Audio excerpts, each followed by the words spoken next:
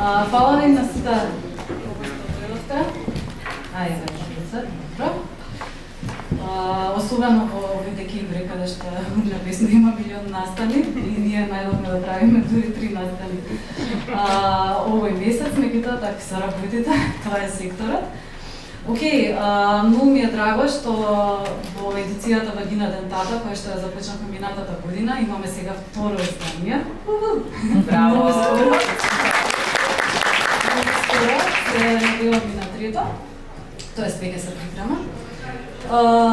Така што, ете, многу ми е уште повеќе драго што авторката е со нас тука вечерва. Јасна жмак кога се работи за книжевност.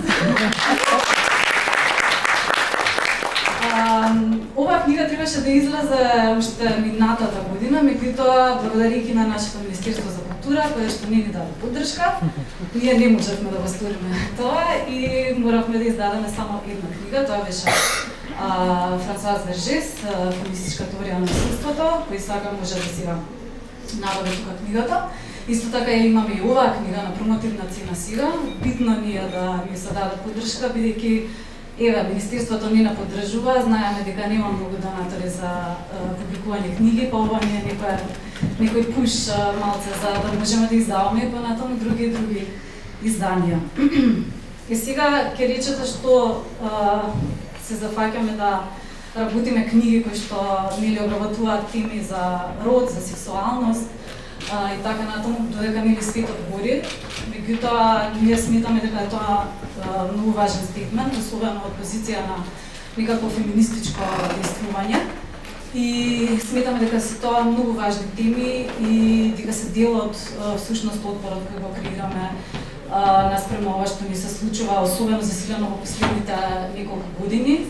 Овие некои националистички, патриархални, така да не ги редам понатаму, образци кои што никако да стигнат, доколку повеќе се појачуваат со годините. И нема ни да престанеме да се бавиме со овие теми, токму и третото издание кое што го спремаме во едицијата Вагина Дентата е на Катрин Малабу, Избришано уживање, кое што всушност ја обработува темата за тоа како клиторисот како орган е избришан низ историјата во науките и така натаму. Така што многу интересно четиво, многу се радуваме на тоа издание и едва чекаме да се случи тоа, ќе биде наскоро. Сега ќе видам што сум си запишала тука, да не заборавам нешто. Јасна доаѓа тука во Скопје и ние решивме онака комплетно феминистички да експлоатираме. Се надам дека нема да ни се налути. Така што утре имаме и незината представа, која што ќе се игра на факултетот за драмски уметности на ФДЛ. Билетите може да ги најдете на секаде, ние доста за тоа и спамувавме во последно време. На друга страна, на таа страница за набавување на билети се достапни и всушност средствата кои што ќе се приберат од билетите се донираат за сапорт куче. И тоа не е пракса во изминативе настани, сите билети всушност се насочени таму и тоа не е многу важно.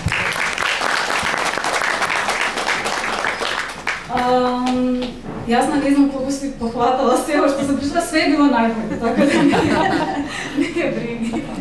Океј, на крај ми останаа само благодарностите. Значи, најпрво на Јасна и на Фрактура да им се заблагодариме за тоа што ни ги доверија правата за да ја публикуваме оваа книга на македонски јазик.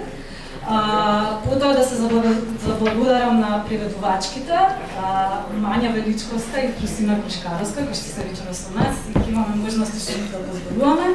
А секако тука со нив дел од тоа трио е и Грацијата Насловска, која е ствари уредничка на книгата.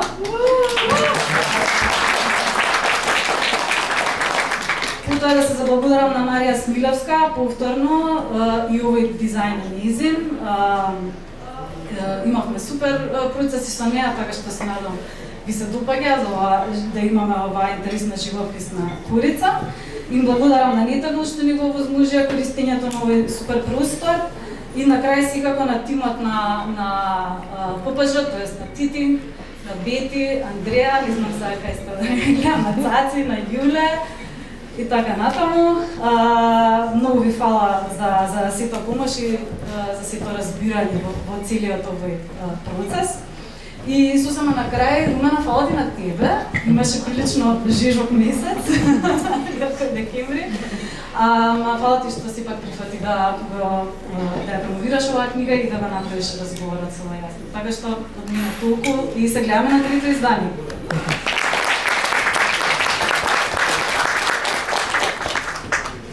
Фала многу, Јана. Во име на Јана да се заблагодарим за силото овој пат. И тоа зборувам не само сега, него со години. Исто така ви благодарам на сите вас што дојдовте и се извинувам што на сите со поглед не ви кажав здраво, 98% тоа знам. И една убава публика скопска која што е верна на вакви начини.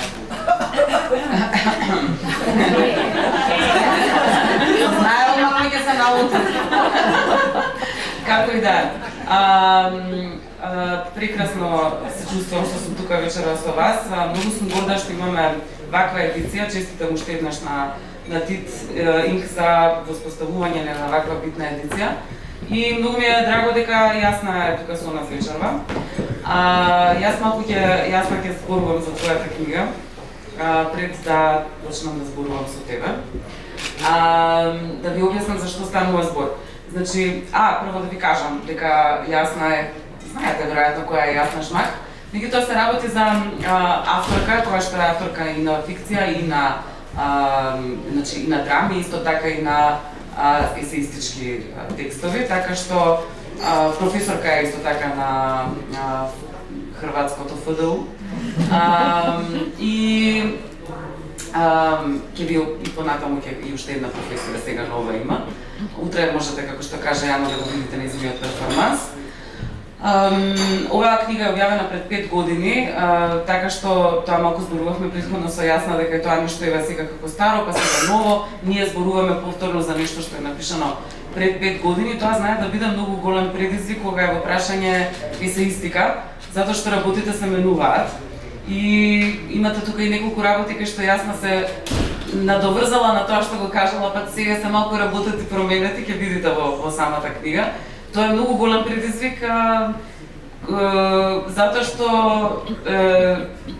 на известен начин испаѓа дека цело време треба да ги некако да кажуваат да имаме PS на нашите есеи, затоа што навистина светот е едно брзо место. Но наменување во овој момент. Но да ви кажам општо за книгата, за што станува збор.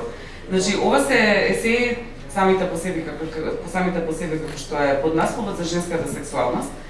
Книгата е поделена во 2 дела и плюс има додатоци, додатоците се сјајни.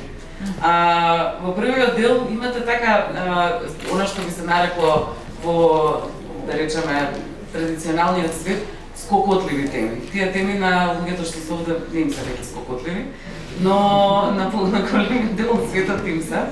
За првиот се вика Јасна или за автохомофобијата и е прилично јасен за автохомофобија, ќе зборуваме малку за тоа. Вториот текст е Girls Who Are Boys Who Are Girls, каде што Јасна зборува за идентитетот помеѓу да се чувствуваш идентитетот помеѓу машко и женско, каде се чувствуваш безбеден или каде се чувствуваш безбеден, би можело, не знам, има и други работи, не само безбеден. Шифтањето, да речеме, помеѓу тие улоги, идентитети. Третиот се вика Неволји со цицките. Не очекувам од вас некој пат кој ќе што каже пичка курцицка, да се смеете, многу тоа ќе се кажува вечерва. Меѓутоа слободно исто така, кога ќе биде смешно. Неволји со цицките, стварно е смешен насловот. Е исто така тоа. Сите од нас што сме жени тука, големиот дел од нас се, имале проблем со цицките.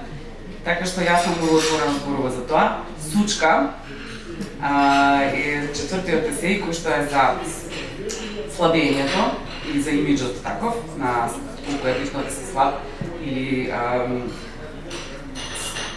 тенко гулењето и дебело гулењето, како што нашите фантастични преведувачки преведува. Добана невиност, исто така загубењето невиност или што значи невиност во хетеронормативниот свет. Таму долу многу се јасни насловите.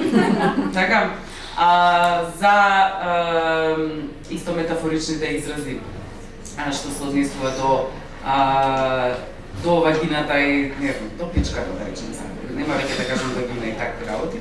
Шибоп за женска мастурбација, мистерии на оргазмот, се разбира за оргазмот.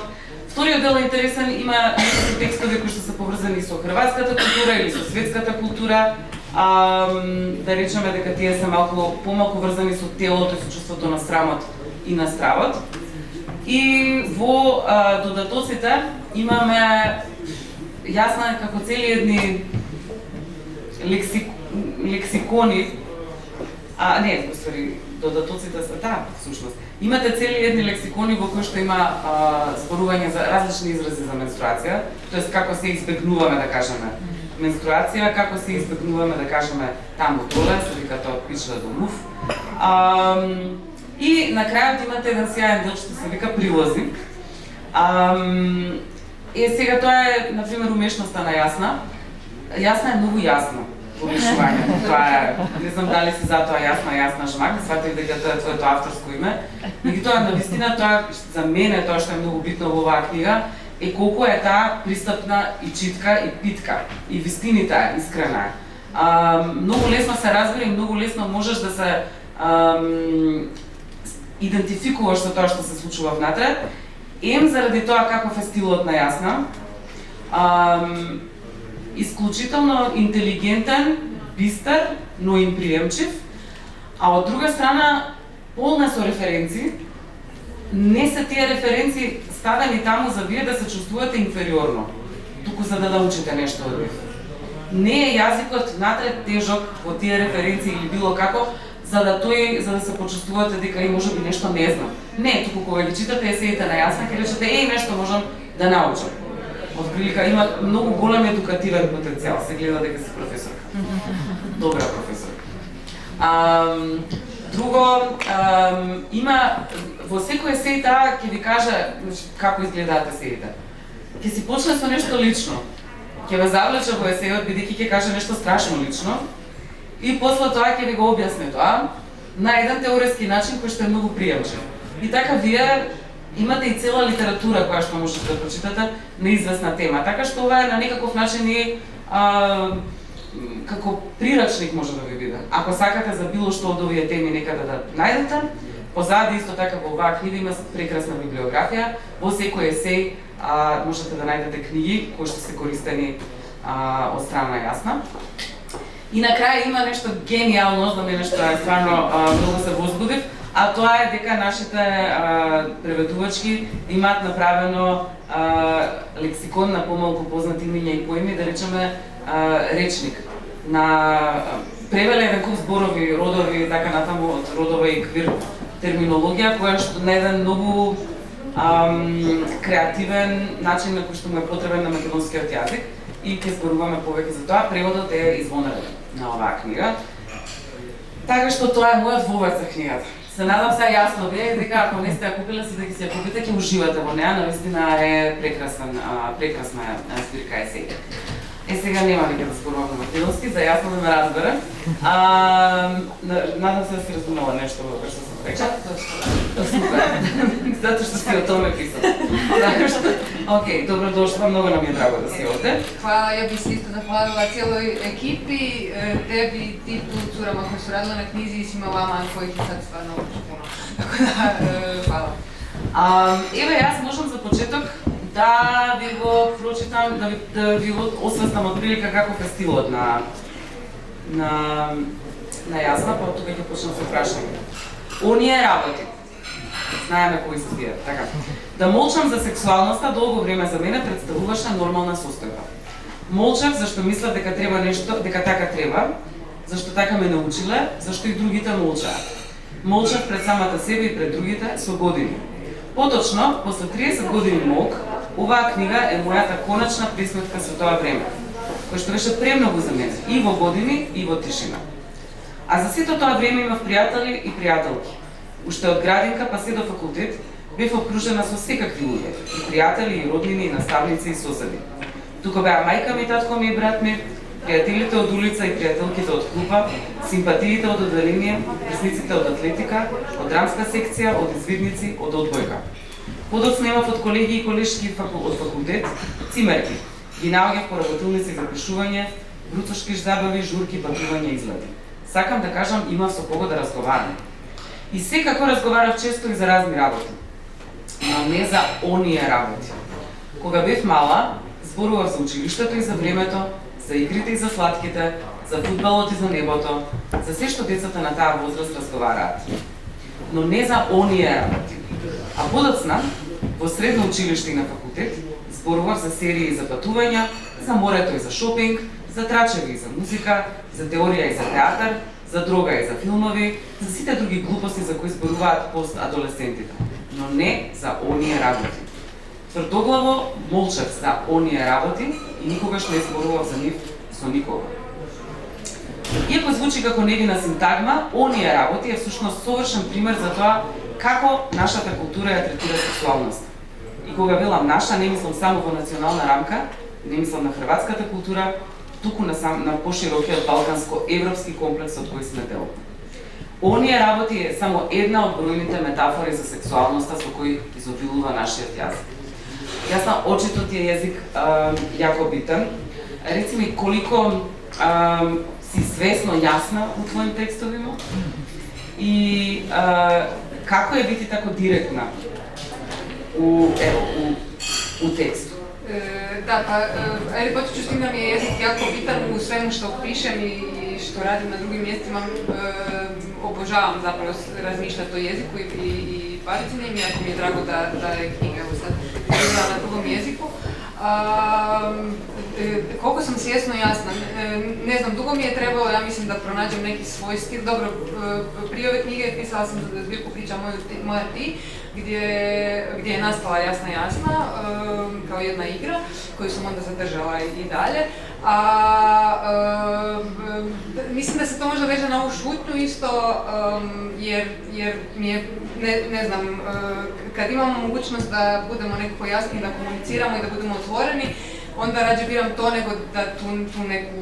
Nikad se nisam snalazila u tim situacijama gdje kao psi se pravimo da je nešto, ali zapravo je nešto drugo, ono car je gol i sve te stvari, to mi je predstava na neki način, tako da mi je uvijek bilo kao ok, ajmo reći stvari onako kako jesu, a pritom mislim možemo onda iskoristiti taj jezik da se zaigramo, ali da ne skrivamo stvari nego da ih otkrivamo. To mi je neka ne toliko svjesna namjera, mislim da je baš nekako izunutra ide, da. Да, оствари има везе, тоа што пишеш и како пишеш, тоа е тоа. Тотално е, како се не знам, со оголување, кажуваме ние. Оголичавање, као така. Како се каже оголичавање? Да, не знам да се измисла, може тоа е тоа. Не си, али си да си измислила садашно. Htela sam da te pitam kako spavaš, jer ovo je užasno intimno, ti si nama sve ispričala, dobro možda ne sve, ali mnogo o tebi. Ima sve tu kad je izgubila nevinost, mislim čak taj da nešto gubimo kao da je jako cenjeno, ili ne znam šta je to, ili šta je to nevinost. Izgubijamo. Da, tačno. I sve nešto mi dobijamo i gubimo, mislim. Dobijamo svaki mesec, a gubimo jedan put u životu. Zato što, ne samo što je ovo u knjizi i onda se to prevodi, nego ti nekako onda i beskrajno moraš pričati o tome i ovako je pričati ispred sve te ljude i znati da oni sve to čitaju. Kako se osjećaš u vezi te izloženosti nakon ovog procesa? Pa, najteže mi je bilo baš oko tog sjeda o nevinosti, recimo, jer dio tekstove prije knjige izašao na MUF-u. To je portal koji uvijek volim spomenuti, je bio jako bitan za nastanak ove knjige, feministički portal koji je prestao u nekom trenu izlaziti, ali i dalje postoji arhiva online i ja sam ga prvo čitala, bila sam onako pasionirana čitateljica i onda sam počela pisati zapravo za MUF i onda je nastala knjiga, tako da MUF je bio jako bitan u u cijelom tom procesu i neko vrijeme kad bi se googlala, jer kao pravi naci se ponekad googlam, to bi bilo tipa prvi rezultat, znači izguglaš me i onda prvi put sam se šerila s 25 godina, to je prvo što počitaš meni, da. I to mi je bilo onako kao, grozno, još to radim na faksu i studenti dolaze, ne znaju ko sam, ali možda googlaju prije nego što dođu, to je prva stvar koju vide, to mi je baš bilo onako, okej, ali sam nekako pregrmila, kao bilo mi je, da, onako želim pričati o tome, mislim da je to bitno, ne sramila sam se jako dugo, to mi je baš zanimljivo da je taj sram možda najduže nekako opstao. Ove druge stvari mi nisu toliko bed i ovo što kažeš, ovdje sam napisala stvari s kojima sam mislim, nadam da to nisu sve stvari o meni, ne znam da li će biti nastavak sumnjama, ali nekako sam ih iznijela na način koji je meni koji mislim da je važan. I za predstavu me često ljudi pitaju jer je predstava isto intimna i naslanja se na neke stvari s knjige, onda me pitaju kao kako je stajati na sceni pričati o tome i onda kažem u knjizi sam već sve napravila, kao knjiga je bila gdje sam trebala to odraditi, a predstava je sad samo neki dio gdje to nekako repetiram, tako da odradila sam taj posao nekako sa sobom, da znam da mi je to i da mi je važno i da mi je to što mi je važno važnije nego to što me toga bilo strano. Evo, to mi je nekako bilo i uvijek spominjam to da razmišljam da neka tinejdžerska verzija mene bi bila užasnuta sa tom knjigom, a istovremeno mislim da mi je da bi ju jako puno značilo i onda uvijek zamišljam tu neku malu sebe izgubljenu u Puli koja nema još, internet je bio onako sa modemom,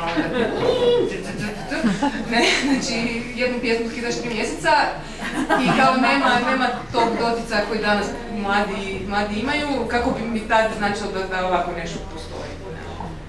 Predivno. Ja mislim da je još uvijek, meni bi značilo da sam bila mlada i da sam mogla to pročitati sam u 20 nešto godina, verovatno bi mi život možda drugačije izgledao. Znala bi da sam normalna i sad neću ja previše da pričam kad sam izgubila nevinost. Sve to ćete saznati u mojoj novoj knjigu. Ili na koktelu, kasnije slobodno pitajte me, odgovorit ću vam, ali ne, nego čisto onaj sram, to sve, čak od masturbiranju i o seksualnosti, sve ono što, čak i mršavljenje, sve. I nekako osjećala sam se jako tužno da je ova knjiga nije postojala kad sam bila mala. Htjela sam ja sebe da zagrlim kao joj. Ali zato mi je mnogo drago da sad postoji i da nove generacije mogu ovo pročitati i da kažu jo, normalna sam. I mnogo mi je drago da tako neko otvoreno priča i čak sam gledala i komentare na tvojim, na Tampon Zonu i piše da je gostovala, ona je večeras kao reklama Tampon Zone, podcast feministički srpski, bukvalno, imaš i svesku, koju sam ti ja donala, ne što sam ja fan, kako god, samo piše dole, koliko normalna je ova osoba, kao normalna osoba, wow, konačno, vidimo normalnu osobu. I to bi bilo nešto što, evo, pred 20 godina kad sam ja odrastala, to bi bilo jako teško. Tako da, hvala ti evo, što si to napisala. Šta sam te, kakva je bila reakcija u Hrvatskoj kad je knjiga izašla? Promocija knjige je bila dan prije lockdowna. Tako da, tamo su ljude same bile žene, imale su toliko arsenal reći za masturbaciju. Da, nisu mogli kupiti knjigu doduše, ali da, malo je, znači knjiga je izašla kao dio te MUF-ove edicije, zapravo je bio mali festival na jednom mjestu koje je zapravo slično, nije toliko IT konotirano, ali slično izgleda. I doslovno se šuškalo tad o tome da će korona nekakva doći i tako dalje i dan poslije, to je bio zadnji dan tog malog festivala koji se zvao Feminizam je za sve, koji je trebao se nastaviti, ali se nikad nije nastavio, to je bilo prvo i zadnji dan. I tako da mislim da su sve knjige malo nekako stišano doživljene zapravo, znači bilo je, mislim, 5 ili 6 knjiga od drugih urednica i autorica s MUF-a. Onako nekako potiho je zapravo, mislim da je Revival je sad nastao opet sa predstavom i onda sa Tampon Zonom, nekako opet и у Србија е изашло сад приевод, така да sad nadam se da neće druga korona doći. Dobro, vidjet ćemo. Okej, ti si isto profesorka, pa zanima me koliko misliš da pripadaš tom svetu, akademskom svetu, pogotovo zbog načina na koji se ti izražavaš. Celo vreme pički kurovi imamo teksta, realno. Ja ne mogu zamisliti sad ono moje profesorice kao... Ali i često taj svet ne bavi se aktivizmom. Tako da, evo, neki komentar. Pa, nažalost, ne predajem feminizam, nego predajem dramaturgiju, i to ne feminističku dramaturgiju, nego ono, običnu, dosadnu. Tako da imam, zapravo, nemam puno prostora za pičke i kurce na predavanjima, iako uvijek na performansu, imam kolegi koji se zove Umjetnost performansa i tamo kad držim feministički performans puštam kratki film o klitorisu, to je jedno gdje mogu nešto ubaciti. Ali da, nekako, mislim, ja se i autam kad je to prikladno, više se ne autam stalno, to sam neko vrijeme radila, sad samo na nekim kolegima tipa Okvir umjetnosti koji sam isto pokrenula, ali u većini zapravo svog nekog nastavničkog rada sam neka druga, možda jasna od ovo, mislim uvijek je ta jasna prisutna, ali ipak su neke druge teme, neki drugi pristupi, prioriteti, tako da voljela bi da mogu više spojiti te dve stvari, to sad ima veze sa nekim širim kontekstom toga kako akademija kao institucija funkcionira. Ja uvijek mislim da nekako, da ipak, jer više nisam možda toliko mlada, ali izgledam mlado i da me uvijek doživljavaju malo onako to neki feminizam, imam doktorat, ali to niko ni ne zna možda, pa kao onako malo se osjeti ipak u nekom ozreću i to nosim lukseve, ne znam šta, da nemam niti me zanima ta vrsta čvrstog autoriteta, neko se jako cijeni u akademskoj zajednici, koji meni uvijek, mislim, jako problematičan i između ostalog sam malo pisala o tome. Tako da, onako, voljela bi naći neki način da malo više afirmiram neke druge vrste autoriteta, a destabiliziram ove neke problematične, ali onako, slabo ide. Jesu li užasnute možda zbog tvog jezika? Ne, mislim da im je drago, mislim ja imam jako malo, to su jako male grupe, tako da mislim da im je okej, više sam sad mislila na kolege, taj neki kontekst, a studenti mislim da su happy, da... Sigurno su oduševljeni. Evo samo da pročitam na makedonski, da vi pročitam na makedonski. Zvuči... Baš ова за оние работи, за тој лингвистички параван. Оние работи се неопходен и да видите како го превела текстот. Не знам колку пати ви кажат дека е супер преводот, ама многу е битно, поготово за ваква една книга. Оние работи се неопходен лингвистички параван со чија што помош нашата култура го изградила и го потврдила табуто околу сексуалноста. Оние работи се неопходна алатка со која нашето општество го штити сопствениот јазик од загадување и обезбедува пристојност во наводници. Затоа, оние работи во насловот на оваа книга не се однесуваат само на ебењето, туку на поширокиот сплет на сексуални феномени за кои вообичаено не се зборува во нашето општество, кои во нашата култура се табуизирани и скриени, а за кои ќе пишувам во оваа книга.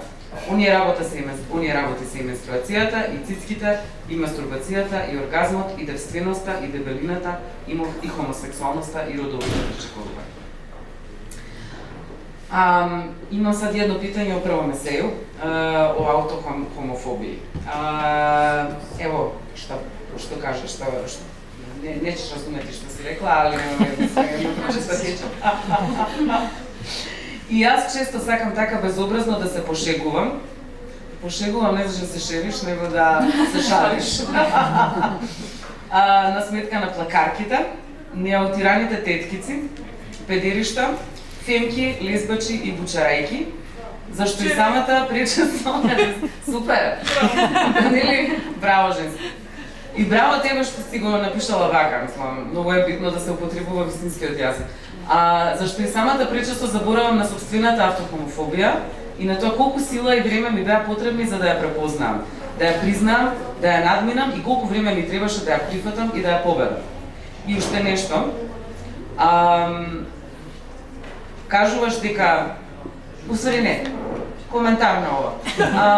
Затоа што јас имам коментар за таа автохомофобија. Многу ми беше интересно да читам за тоа како се справуваш со таа автохомофобија. Па Ива, кажи ни нешто во врска со тоа, како за процесот. Da, pa mislim da možda taj esej i onaj o mršavljosti, odnosno debljini su mi baš bili nekako bitni kroz njihovo pisanje, sam osvijestila neke svoje isto slijepe točke i mislim da je to, ne znam sad kako je ovdje na queer sceni, ali u Hrvatskoj postoji taj, mislim da ga je spominjen kao tihi prezir, autanih ljudi prema ovima koji nisu autani i ja sam isto bila među njima i možda ponekad i dalje jesam.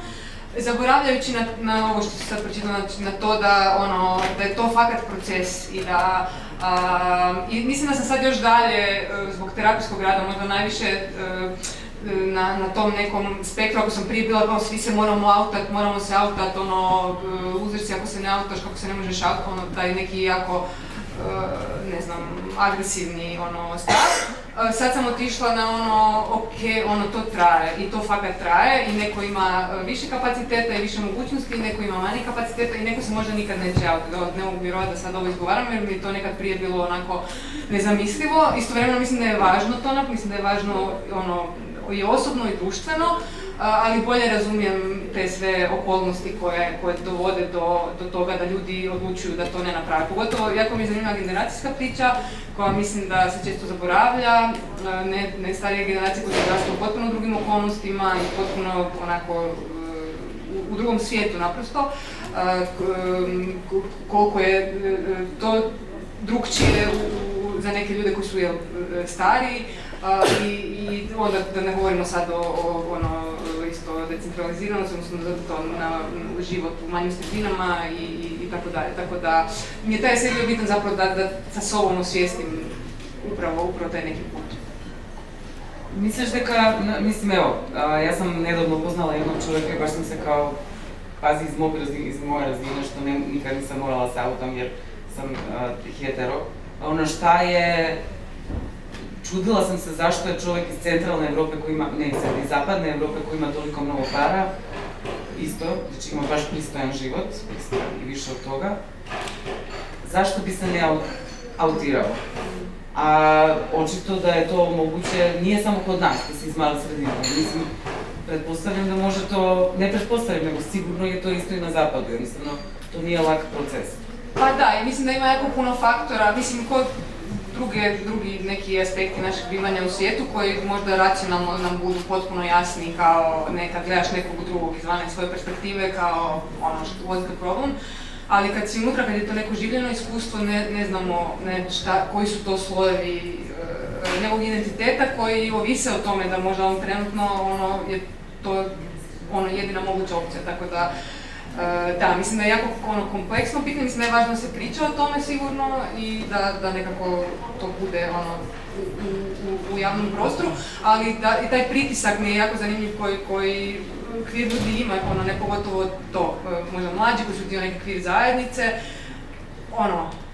kao, ako nisi out, to je, Prezir. Da. Jako je bitan ovaj esej i mene je isto osvestilo čak o nekim, evo, pošto meni je bilo čudno zašto bi neko u zapadnoj, gde je sve kao sve super, a nije tačno, pogotovo ovo što vidimo sad, kako se svet menja. Tako da. A i nikad ne znamo naravno šta se dešava u porodici, pogotovo. Ali sjajan esej, da. Onda, sad ćemo i nešto u svakom eseju probat ću, ne znam koliko ćemo uspeti, a sad ćemo malo o sisama da pričamo. Da, do cickite. Iveti rumen. Da, ja sam обкружена, вистински со цицки сум обкружена. Не решив веднаш да пишувам за цицките, а во првите верзии на овој текст никако не можев да одлучам како точно да ги именувам. Се двоумев меѓу цицки, дојки и гради. За боски воопшто не ми помислувам. Како е било на хрватско? Недра. Оф, не знам, и тоа звучи јазиво. Али боски... Не знам дали се сеќавате, имаше едно многу од Гајна Тодоровски, мислам дека беше. Белите боски на Босилка. Цела песна беше игра со алитерација со боски, мислам. Еве да ни кажеш јасна зошто си почнала да пливаш краво? Mislim, nije tužna priča, ali ja imam jako široka ramena, to je bio rezultat. Sad se bavim penjem pa su još šira, jer sam negdje pročitala ili čula da će mi tako narast cise, jel? I onda sam ja, ne znam, dakle mi to je ono vjerojatno neki okej, ili ne znam da li kod vas to je zvala fino. Možda za muškarce je to bilo. Da, ne radi, evo, ako ne i još bez nogu, kao, znači plivala sam samo s rukama, tako da jel, samo ruke rade i da onda, evo, to je godina imala. A ne, mislim da je srednja to bila, znači 14-15, da. Mislim da meni drugarica rekla kad je bila mala da je bila je mnogo mala i nije htjela da jede. Da pije mleko, ne znam šta je bilo, kao. I rekli su joj, jedi, piji, da rečemo, piji mleko i ti porasno citkita. I sam malo dete zamisli, onako sam malo dete da mi porasno, samo ovako gleda, da li mi porasno citkita. Sigurna su дека mnogo od nas ima takvi prikazmi za тоа како, или обратно. Сега некако не можеш да ги намалиш, ама правиш нешто за да не ти се гледаат. Па сакам да знам каква е врската, тоа значи веза, помеѓу цицките и одбивноста кон... Јас почнам како одбивна, како да ти објаснам со sign language, zato викам одбивност кон собственото тело.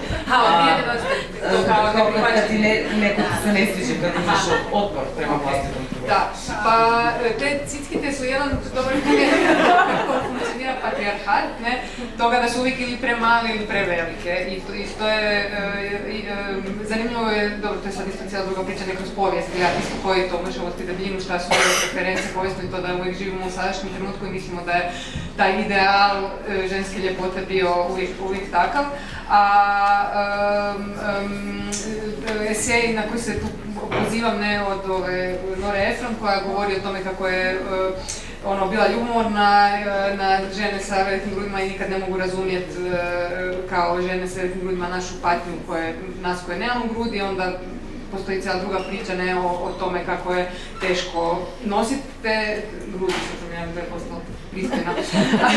Ali da, mislim da toliko postoji pritisaka oko to kako treba izgledati to žensko tijelo što je poželjno.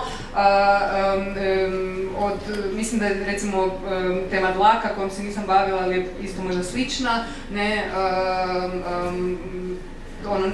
Neki imperativi koji jako oblikuju našu percepciju, toga mislim ne možemo utjecati, ja sam probala utjecati na to da mi budu veća, nije išlo.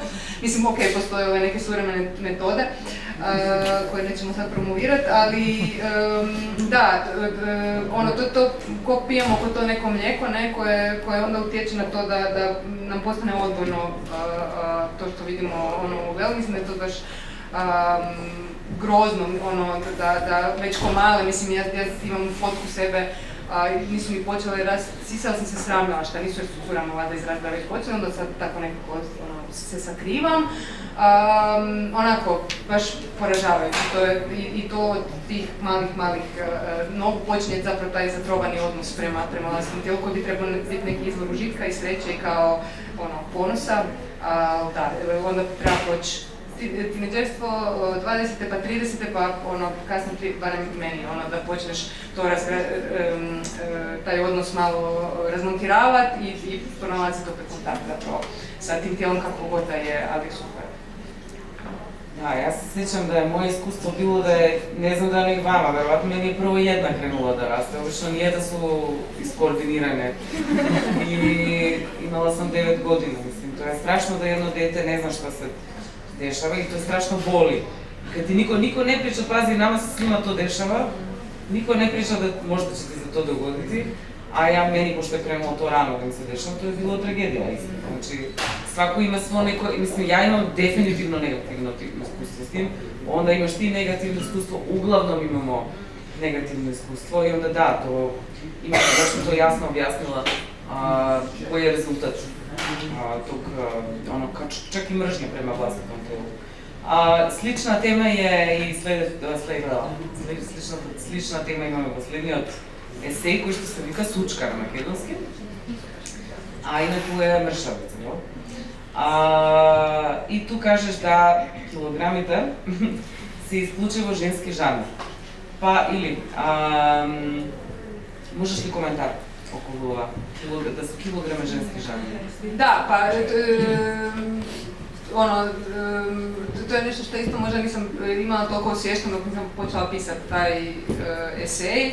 Nisam imala osvještenu vlastitu tu privilegiranost mršavice, iako sam zbog toga isto često patila, jer je uvijek bilo moraš jesti i tako dalje. A drugo ovo da kao nikad nije tema u javnosti da neki, odnosno ako je tema nije na način da neki muškarac mora smršaviti ili da koliko neki muškarac ima kila, nego je uvijek žena. Marketing je usmjeren na žene svih tih proizvoda, dijete su usmjerene na žene, dakle muškarci eventualno se bave bildanjem, ne, i to je kao mišićna masa, ali nisu kilogrami u pitanju. I svi ti tekstovi koji sam čitala za taj tekst počinju s tim kako onda ja sam to posudila, imam toliko i toliko kila, ne, i to je taj moment, ako ćeš pisati o mršavosti ili debljini, jako je bitno da se pozicioniraš na vagi i da kažeš gdje stojiš po tom pitanju.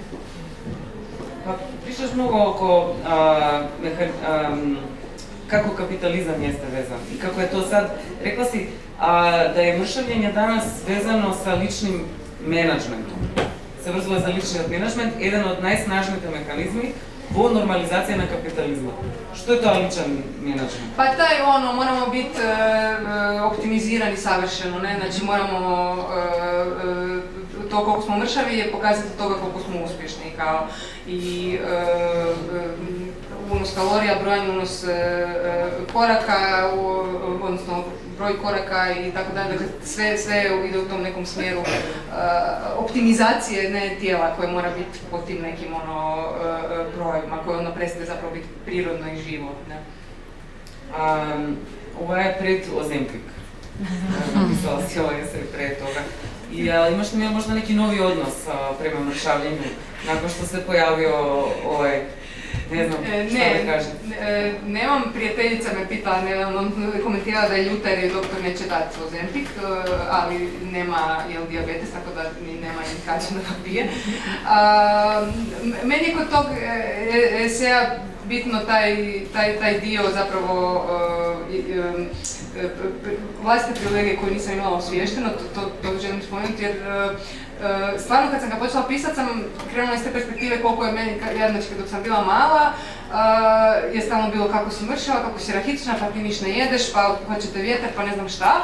I uvijek mi je to i hrpa takvih na raznim mjestima, ne komentara, i uvijek mi je to bio užasan stres, uvijek mi je to bilo kao ajme grozno i nisam vidjela zapravo tu, to je malo kao muškarac zapravo, ne, koji isto, mislim u patrijarhatu, ne, isto imaš neke, ne, ponekad ti neko kaže nešto ružno, ponekad ti neko nešto predbaci, a zapravo nisam vidjela tu strukturnu poziciju moći koju imam kao mršava osoba koja nemam, ja ne idem kroz svijet i viđam poruke koje viđaju osobe koje nisu mršave, a to je da moraš mršavi, da je mršavo super, da ga vidi kako si debela i tako dalje. Dakle, meni je stvarno kroz pisanje toga se ja nikako nisam mogla shvatiti šta mi, nešto mi ne štima, ne skužim, evo te ja sam full privilegirana, kao ja sam uvijek govorila, ma joj, kila nisu bitne, kao imam frence koje paze na kolač, koje paze na, stalno su na nekim dijetama, stalno nešto vježbaju, ja kao mogu šta god, ja fakat imam takvu konstituciju da nikad nisam morala paziti. I trebalo mi, i to iskustvo, recimo pisanja toga eseja mi je bilo užasno značajno da shvatim bolje kako funkcioniraju muškarci i kako funkcioniraju generalno ljudi koji imaju privilegiju, ti ju nećeš skužiti ako baš jako ne upreš da ju razmontiraš, zato što nemaš razloga jer ti je super kao svijet ti govori da si okej i znači iako imaš kontakt sa ljudima, ako si osvježen, znači čitala sam, nisam neko đubre, sve, jako mi je trebalo puno rada da to shvatim, zato mi je taj esej bitan. Da, apsolutno, meni je zanimljivo bilo da si baš pomenula tu debelu privilegiju nasuprot, na makedonskom je tanku, kako ne znam, mršavu, sigurno je. Mršava, da. Mršava. Ja sam engleski zapravo, skinny privilege. Skinny privilege, da, ovo su naše sve prevode na makedonskom. Ali, da, mislim da je to mnogo bitno što si pomenula. I mislim i užitak možda je glavna stvar, ono, kad si mršava, možeš jesti šta i piti, šta god hoćeš, ali ipak to se prebacuje u muški svet. I to optimiziranje tela. Baš sam sad videla neki muškarac koji kao podržava žene, ali ima neku majicu koja kaže lift weights, support women. Zašto? Mislim, kakva veza je dalje? Ali pošto oni isto moraju da budu optimizirani, i sad se oni opseduti. Tako da taj kapitalizam je negativan. Nemilosrdno. Da. Nije emancipirao muškarce, nego je ih napravio... Sve na sjebo. Da. Dobro, ajde sad malo nevinosti, nećemo mnogo oko toga. Možda je najintimniji ovaj esej, čestitam na tome. Ali kažeš da nevinost ne postoji.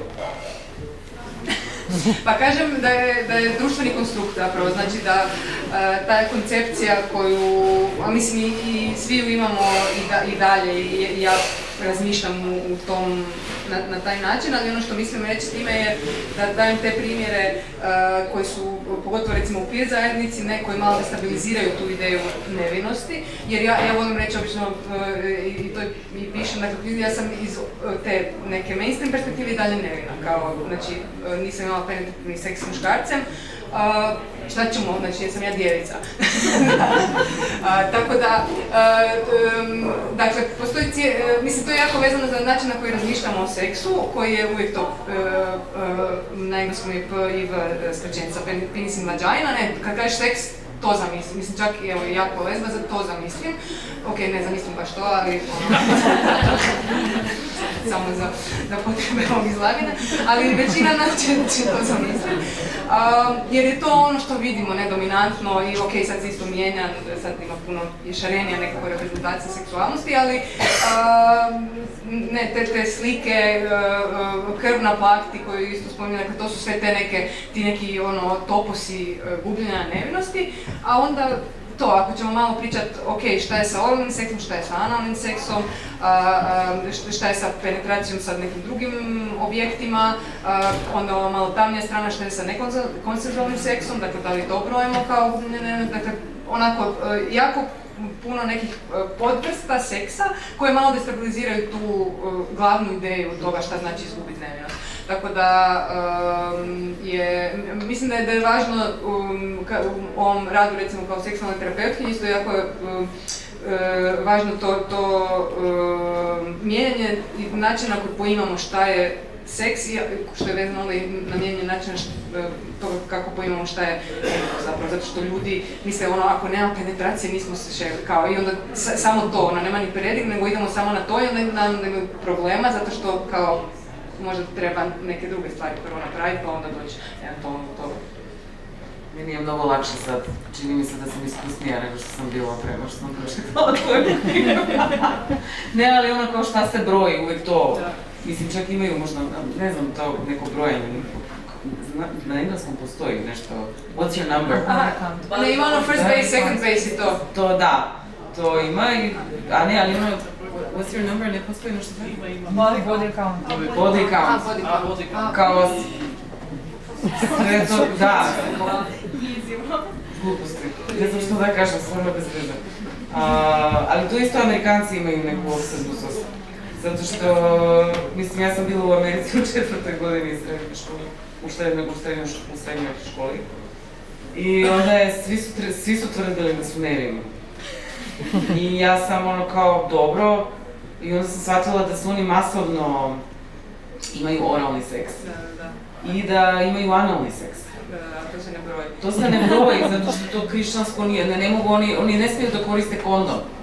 I onda mi smo u školi, nama su dolazili ljudi koji su, imali smo kao prezentacije o tome kako I'm gonna wait after to have sex until marriage. Znači, bukvalno to.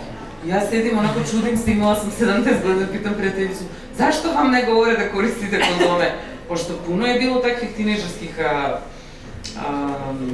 bremenosti, kako se kaže, pregnancije, odnosno, kezgotova smo svoj jezici. И onda su, da, oni bukvalno, i to je hrišćanska ista neka ideologija. Znaš šta je, to je jedino mislim, nije hrišćanska, nego je monoteistička. Zato što proizlazi verovatno još iz hebrejske ideje za to šta je seks, ili je povezano sa, dobro, da ne idemo mnogo daleko, ali mnogo je meni bitno što u ovoj knjizi mislim, ne pričaš o seksu i o ovim stvarima, ovim tabuiziranim stvarima kao što je nevinost i menstruacija i sise i tako dalje, ne samo kao žena, nego naravno i kao queer osoba. I mnogo je bitno, eto, šta je nevinost za osobu koja je queer, umesto onaj heteronormativni način kako gledamo tu stvar. I to je isto povezano sa sledećim esejom o kojem sam htela da pričam, a to je Tamo dolu, Tamo dolje. I tu pričaš mnogo o istoriji ginekologije. To je мојата омилена тема. Ако знаете дека често во моите раскази има некој гнасен гинеколог.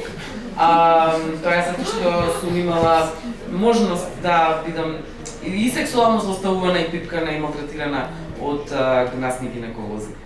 Кажуваш дека историјата на гинекологијата е машка историја. И тука јас нам раскажувам исто така за историјата на спекулумот, за еден известен Симс, кој што го создал спекулумот. Се сеќаваш малку, нешто сигурно знаеш околу таа приказна, малку сега јас да не раскажувам. Оно што е мене најзанимљивije е тоа е везано управо со да, мислим, повест многих знаности е гинекологија е мушка, дека тоа су били мушки гинеколози кои су истраживали женска тела да би сазнали анатомију и така дале. Онда tu je isto zanimljiv ovaj dio da su najčešće taj Sims recimo radio eksperimente na crnim ropkinjama, ne znamo u kojim, mislim možemo zamisliti u kojim uvjetima, dakle sigurno bez ikakvog konsenta, vjerojatno bez anestezije i tako dalje. A on onda je dobio, mislim da ima i dakle Simpson spekulum i mislim da je još neki dijelovi organa da se zovu po njemu onako, on je slijepoto crevo treba si. On je ono hvaljen i tako dalje, a oni su zaboravljeni, onda sad ima cijeli taj pokret gdje su zapravo njima digli spomenik tim ropkinjama kojima znamo imena, ima i puno kojima ni ne znamo, a onda je za spekulum ono što je zapravo grozno je da je to instrument koji bi mogao biti puno ugodniji ženama, sad ne znam, sigurno vi imate tu razna iskustva, ali kao to je ono hladni metal koji je i često ginekolozi nisu zapravo ni obučeni da ga na okej način ono umetnu. Postojale su razne inicijative, ali nijedna nije zaživjela u nekom širem smislu, da kao se dizajnira neki, ajmo ga nazvati, feministički spekulum koji bi bio puno ugodniji, koji bi jako unaprijedio preglede i koji bi značio ženama, ali niko se nikad ne sjeti kao ni pitati to, niti uložiti u to i tako dalje. Tako da, dosta... Sad ima neki spekulum koja je izmislila žena, koja je neki mekani, koji liči kao na neki svet, koji nije ono, kada otvorimo, mislim, ono hladno, grozno, kao da je, ono, kao da mi je neko uzeo, ono, za kuvanje neku žlicu pa stavio unutra. Horor, ali ništa, čekaj, to nemamo, jer je mnogo lakše ono što kažeš ti da nađeš bioničku ruku nego da nađeš spekulum. To je koliko, mislim, još ne mogu da verujem, iz 19. stoljeća to što pričaš je još uvek isti, da, toliko ima značajno. Ljutila sam se. I naravno imaš onome, ajde molim te o tome i onda ćeš nam ispričati zašto si krenula da radiš kao seksualna terapeutka. To je njena treća, to je незината трета професија, тоа сакам да ви кажам, плюс дека јасна во меѓувреме се обучи да стане сексуална терапевтка, што е стварно фасцинантно за мене. И зошто си решила да станеш тоа и околу како е да си лесбијка која што оди на гинеколошки преглед? Чекай, тоа су са два питања. Ајде, прво како е да си лесбијка што оди на гинеколошки преглед? Па тоа е... Да, има hrputu priča, ne samo mojem, tog autanja ili ne autanja u ginekološkoj ordinaciji i tog računanja, ono, gdje je križ i šta će biti ako to sad kažem i da dobra mi je ginekologinja, ali mislim da je vjernica i ne želim ju sad izgubiti zato što ako se autam možda će popizditi ili će me pogrešno pregledati ili tako dalje, tako da jako praktična primjena feminizma u svakodnevnom životu, ne samo feminizma, nego tog, dakle, šta ću napraviti u tom trenutku i šta će to značiti sad za moje zdravlje zapravo, ne? Da ne govorimo sad o cijeloj temi, brige za trans ljude, recimo, ne? I tom nedostatku znanja, vjerojatno i resursa u tom smislu. Tako da ja pišem tu da sam promijenila više ne znam koliko, ne, ginekologinja, jer sam imala svakakva iskustva od toga da se ja nisam osjećala ok da se auto, pa da sam se auto kao ginekologinja koja je navodno progresivna, pa mi je rekla da mi ne treba papa test i ja sam bila onako potpuno zbunjena i onda sam otišla kod treće, nam se da ću sad tamo ostati, odmah sam rekla ja sam gej i kao da završimo s tim, ali da, mislim da je jako važna tema i jako važna to edukacija, samo nam je, da sad spojim na ovo drugo, na edukaciji za seks. Pa ti si, u stvari sam malo pomešala, bitno je to, onda je bitno isto pitanje o orgazmu. I ti tamo kad pričaš o masturbiranju i orgazmu, faktički tu malo pominješ zašto sad moram da žurim, pa zato sam pomenula. Mislim, mnogo su интересни нормално и тие есеи и за женскиот оргазам и голем дел од тие факти што ги знаеме во смисла дека повеќето жени во хетеросексуални врски не доживуваат оргазам редовно во сексуалниот секс, многу малку всушност доживуваат, дека глумењето е многу често, дека многу жени немаат воопшто доживеан оргазам, дека сите тие ги има сите тие статистики кај јасна, меѓутоа јасно исто така ги ставаше во контекст на тоа дека западни се. Не знаеме ништо за други светови.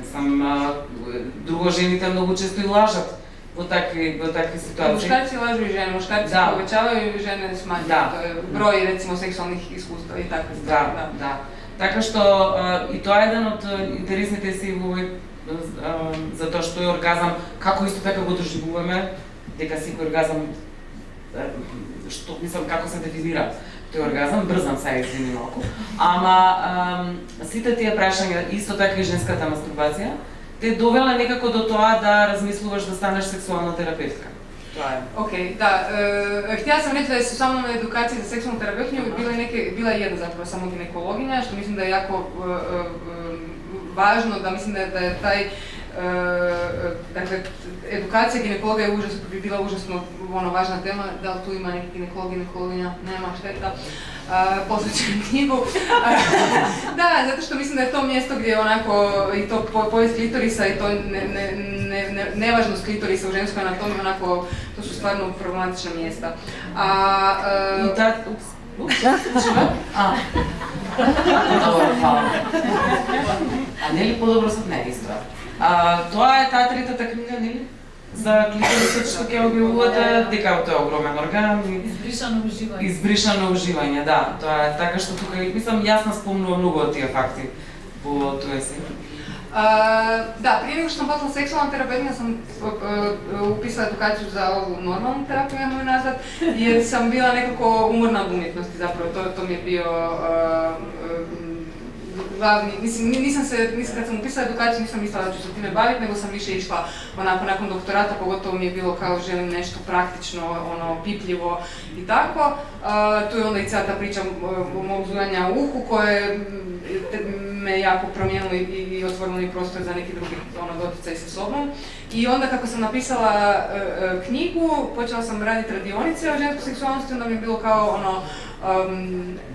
mislim da mi treba još neko obrazovanje iz te sfere koje je u regiji zanimljivo samo u Zagrebu recimo dostupno, a po meni isto to je dvogodišnja kao specijalizacija koja je dosta isto heteronormativna i medikalizirana, imala sam puno problema s tim kako je konceptualizirana, ali okej, to je jedino mjesto gdje postoji uopće ta ideja, ta sintagma seksualna terapija, tako da sam onda odlučila krenuti i tim putem.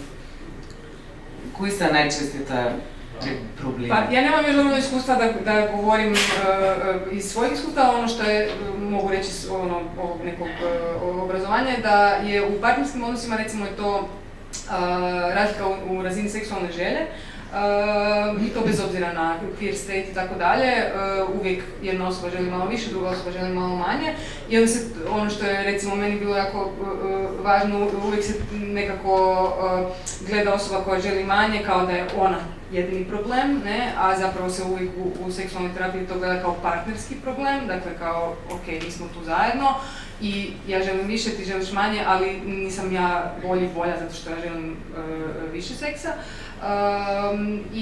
A onda za žene, recimo tu želje, nedostatak želje, anorgazmija, dakle, to su sad neki. Sad, ja oko tih statistika u seksualnosti sam jako oprezna, jer ovo što si rekla, dakle, žene neće baš reći istinu, mislim neće ni muškarci, koga gledamo, kakva su ta istraživanja, ima tu puno nekih upitnika, ali to se navodi kao u literaturi. Ono što ja iz iskustva, recimo, radionica koje radim je da ja uvijek sram navedem zapravo kao glavni neki faktor, jer mislim da ga i ljude je sram uopće pričati o tome, ljude je sram reći, ja želim to i to.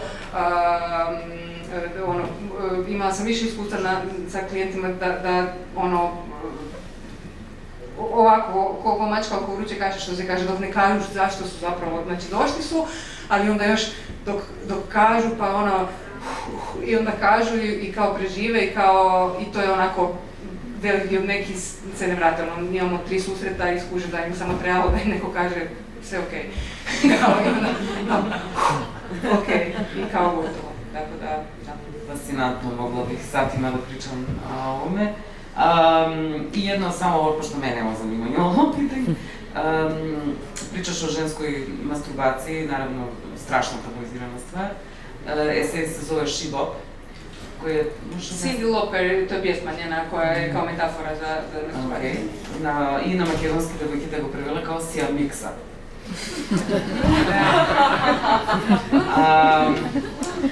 I... Što ste kako da kažem, sa miksanjem malo tako, da.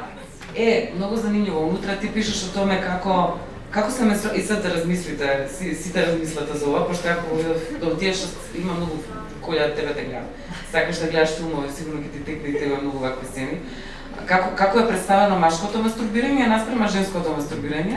И кај јас не има баш тоа дека женското е така некако патологизирано. Da, mislim sad je puno bolja situacija, to u predstavi isto spominjem, sad ove neke suvremene serije i tako ima lijepih prirodnih prikaza ženske masturbacije gdje kao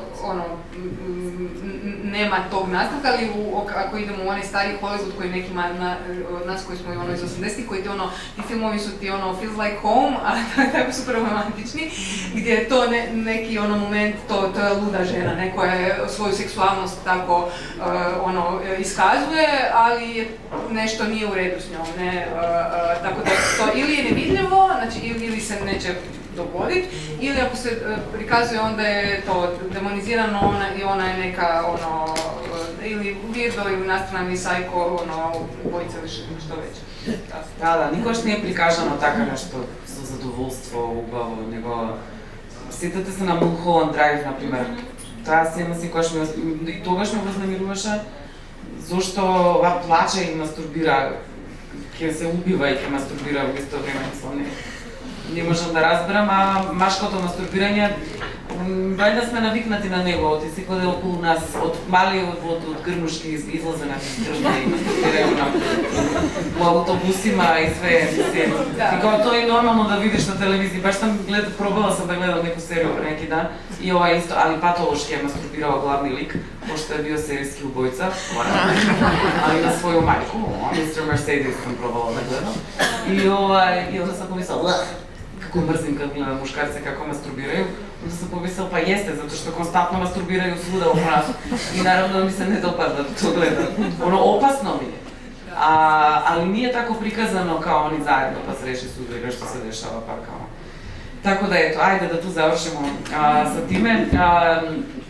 Сакам малку да спомнам на крај да позборуваме и со нашите преведувачки со Грација. Грација, фала, прекрасно уредена книга. Можеш ли да ни кажеш малку за процесот на уредување, каков ти беше? Да, фала ви. Се слуша, Грација? Да, слушам од да не знам со микрофонот како се слушам. Да, фала ви за разговорот, супер беше. Да, за уредничкиот процес многу да тужам, пошто генерално немав нешто претешка задача, тоа е голема мера се должи на Просина и на Мања. А исто така и на поддршката на Јана на истекот на целиот процес. Така што мислам малку како мене да се уредува книга превод или авторска, мислам книга рецимо ако на македонски автор, иако не е толку различна, ама не можеш толку да го тормозиш авторот, кога што можеш да ги тормозиш преведувачите некогаш. За ствари што сакаат да ги преведат плюсот што не мора да ги преведуваат, како например Шибо. Ама да, генерално беше супер процес, мислам дека супер функциониравме како тим и мислам има многу технички работи во уредувањето, многу слани работи како запреки, интерпункции, тоа некаде или стилско усогласување текот на целиот текст и тоа беше поминато милион пати, ама така ми треба, тоа си е уред. И мислам најмногу некако мислам дека успеав да ускопнам како некој трет пар очи за некои консултации полупреводите за кога да им треба на Мања на Просина и тоа ми беше исто супер забавно. Да често малку го мислам да имам прилика да честувам во нивниот процес да бидам примена на моменти. Така што да, супер ми беше уредувачкиот процес. Се гледа. Не, одлична средена книга, многу убаво спакувана, честито. Просина, еве ти си до следна. Да ни кажеш сега ти малку сакам околу процесот на преведување на вакво дело и помакедончувањето на еден куп изрази кои што не се само хрватски, туку се и англиски, така што сте си земале и поголема слобода од самата авторка, што сигурно можеби во известни моменти не би било лесно. Да, па ќе кажам во 3 збора помаѓа ќе се надобрза, заедно преведувавме книгата и генерално имаме доста искуство си Мања во заедничка работа во пишување, во преведување на книжевни потфати. Заправо преведувањето на овие есеи ги започнавме можеби за прв пат пред речи си ми се чини 10 години, тогаш уште не беше излезена книгата, нели оригиналната книга, туку излегува на МУФ се уште есеите, тогаш Кујлене најме да преведеме неколку есеи за окно.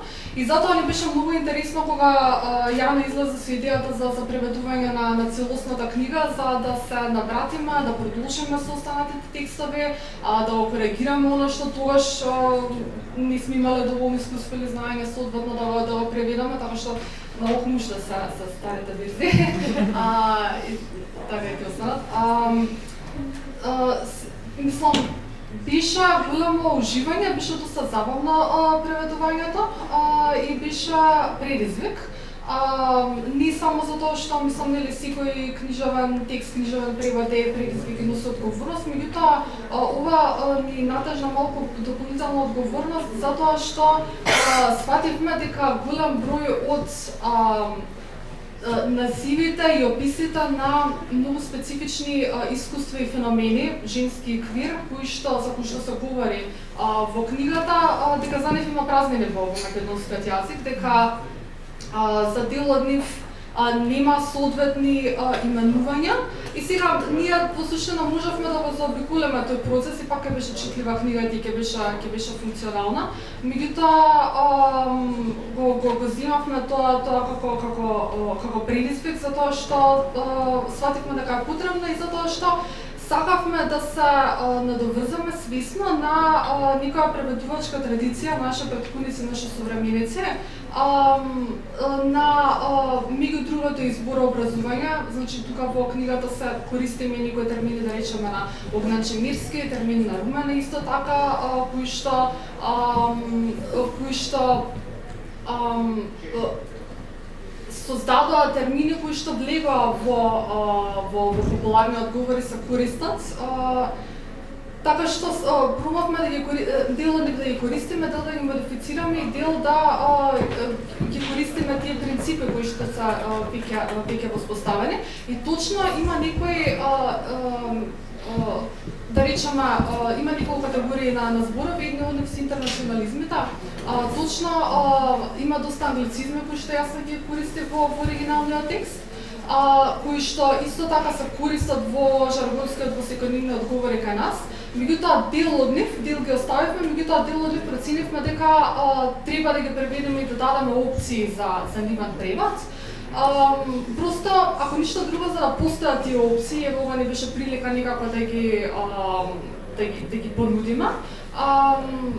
Сега исто така би сакала да потенцирам дека термините кои што ние ги нудиме во текстот не се исклесани во камен и дека не мора да бидат прифатени од сите, дека тоа е добро, дека треба да бидат и предмет на дискусија и доколку некој има подобра опција, треба да ја изнесе таа опција, значи отворени сме за критика, нели, од тој аспект, меѓутоа во таа смисла некако ја свативме сериозно нашата работа и се обидовме најдобро што можеме да ја изнесеме, затоа што сетивме дека тоа е некако потребно во нашиот јазик во моментот. И само што би додала дека принципот исто така не беше интердисциплинарен, значи свативме дека не е доволно само јазичното знаење, јазичната креативност за изнаоѓање на соодветни јазични решенија, туку и дека заеднички помеѓу мене и Мања заедно со освен книжевните познавања туку и од родови студии, политички науки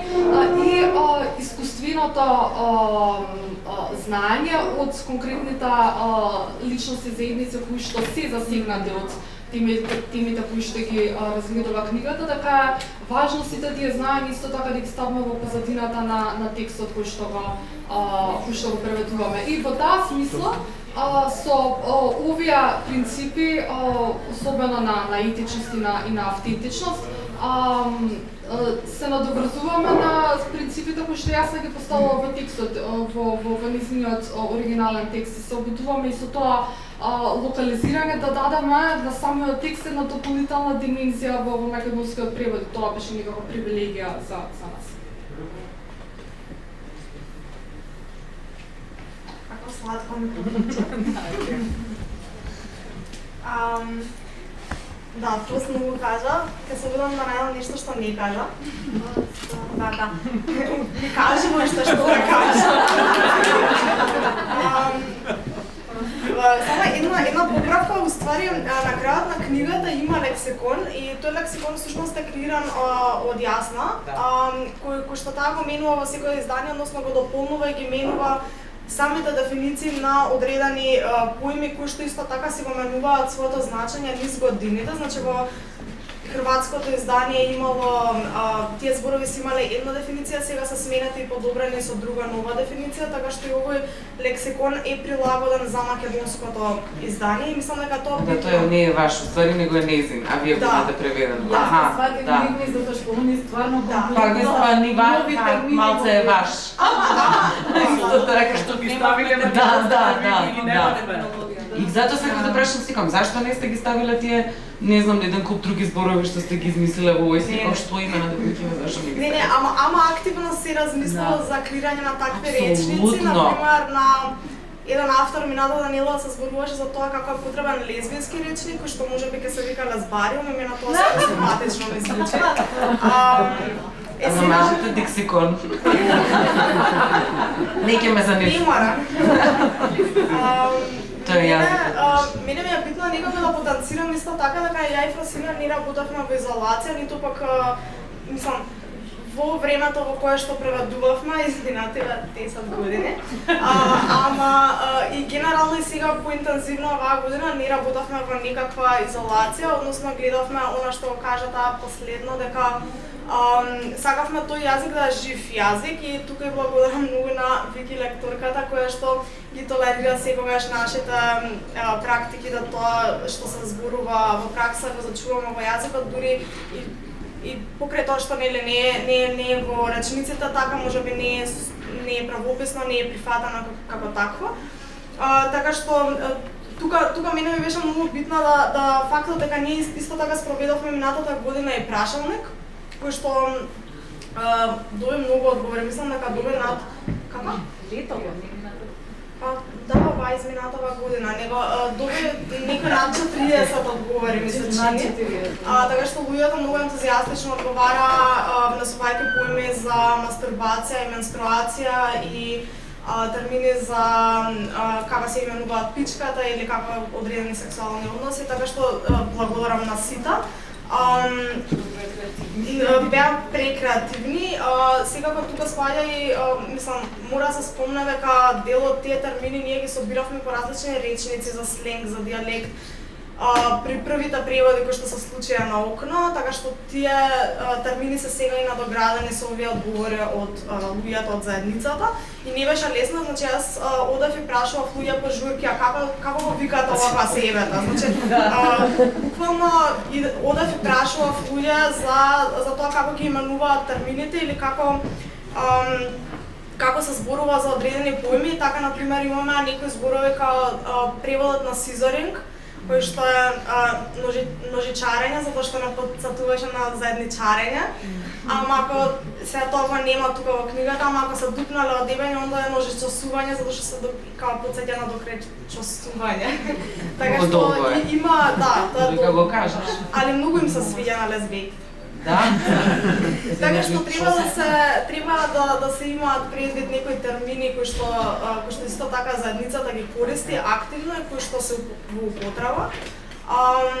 Така што дел од нив се споменати во самиот лексикон, дел од нив се во самите текстови споменати. И го истрпните фусноти. Кој што не го кажам на лош начин, фуснотите се супер забавни. Имаше повеќе, никој. Да, ја уживам во фуснотите. Фуснотите се од преведувачките? Да, а јас обично не сакам фусноти, од као. Да, забораваш дека се ситни буквите. Така што да, мислам, јас се надевам дека исто така успеавме да задржиме иронијата и автоиронијата на Јасна, бидејќи сметам дека многу е смешна. И некако и оваа корица, не знам како дојдовте со Марија до решението, ама е феноменална, затоа што ние кога бевме деца, ни вика не се качаме на точак, ја загубиш на винаста. Не знам дали од таму потекнува, али овие две жени што се смеат па на точак, па тука се случуваат работи. Имаше еден филм со мојот прв оргазам на точак. Да. Беше тој филм некој. Кога свативме дека точакот ништо не направил работа, не срекни бевме. Така што освен ако не сакате, можеби, мислам, јас тука малку се запишав некои термини кои што ми се чина многу интересни. Например, за мене беше како голямо откровение тоа колку се разликуваат всушност термините кои што се користат во хрватскиот јазик за одредени поими од македонскиот јазик. И сега, например, тука очигледно во Македонија малку повеќе владае, не знам, југоносталгичарството и така натаму, па не знам, имаме цела секција за менструацијата под секцијата Бандиера Роса. И тука за менструацијата жените како викаат дека тоа може да е црвени кмери, црвена армија, црвени бригади, црвени мундири, црвена револуција, црвена младина. Значи има социјализмот меѓу нозе. Ама и ми беа многу интересни некои термини кои што се користат за именување на сопствената пичка, кои што во хрватскиот јазик и во англискиот генерално тука доминира сладки поими и самата секција се вика Sweet Donut of Mine. Меѓутоа кај нас исто така се спомнуваат и пита, осминат буревче, путанеска, сармечка, симитче, значи доминираат солени јадење и тоа е географскиот ред. Исто така доминираат и термини кои што, например, не се деминутиви, него се сериозни јадења, се ја сваѓаме храната сериозно, значи нема тука нагалено. Тоа е некои вака именувања кои што ги има опсежна. Меѓутоа да, битно ни беше исто така да се надоврзаме на таа традиција, например, да се надоврзаме на тие термини кои што се спомнуваат кај Девид Халперин, кој што е преведен од Огнен Чамерски, каде што има термини што се гениални како родокурцање на татко му на Огнен, кој што прв го именува така, gender fucking. Меѓутоа и некои например термини кои што во консултација некако и со самите луѓе од заедницата сметам дека произлега како некакви решенија, како например фекхек, педерушка, дружка, ама педерушка и звучат скроз ми се чини симпатично, меѓутоа ете и не мора да бидат крајни финални решенија, туку нешто кој што ќе се развива тековно и кој ќе го дискутираме, менуваме, допълнуваме. Мислам дека ова може да збориме и треба да имаме една трибина само за ова.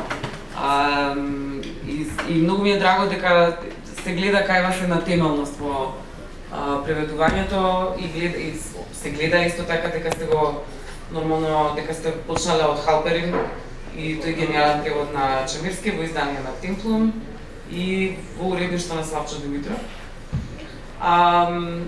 И дека сте се надоградиле на таа традиција и дека ја има и во други зборови.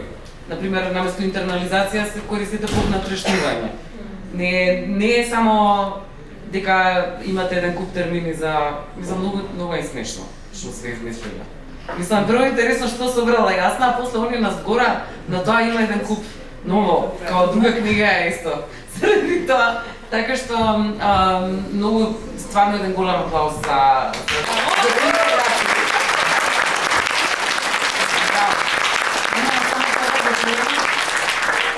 Цело време го координирав процесот и навистина мислам и со минатиот превод, меѓутоа со овој уште повеќе. Тоа беше еден прекрасен процес и уште кога излезе моментот со анкетата, јас викам, ова не е нормално, таква посветеност. Па ние анкета направивме и јас викам сериозно. Значи, кој го прави тоа? Фала ви многу, девојки, вака јавно Ја видаш Маја во кафич бегаат. Како си спогава кога се играат? Јасна, фала многу, сега има една закуска и една како може да се напиете нешто и да диснете. Има? Така? Да. Требала, ако не закаснахме. Јасна, фала да дојдете на представата и фала ви за тоа што сте прекрасни како публика.